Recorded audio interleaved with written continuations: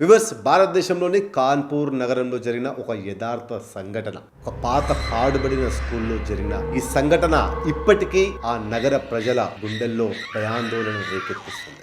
ఆ సంఘటన జరిగిన ప్రాంతంలో ఉండే పిల్లలకి వాళ్ళ పేరెంట్స్ ఇచ్చే వార్నింగ్, అది కూడా స్ట్రిక్ట్ గా. ఆ వార్నింగ్ ఏంటంటే చీకటి పడిన తర్వాత ఆ స్కూల్ పరిసరాలలోకి వెళ్ళకూడదు అని. అయితే అన్వర్గంజ్ రైల్వే స్టేషన్ పక్కన ఉండే ఈ పాత పాడుబడిన స్కూల్ బయట నుంచి చూస్తే మాత్రం నార్మల్ గానే కనిపిస్తుంది, కానీ లోపటికి మనం వేసే ప్రతి అడుగులో కూడా ఒక్కో భయాందోళన కలిగించే స్టోరీ మనకు శబ్దం రూపంలో వినిపిస్తూ ఉంటుంది.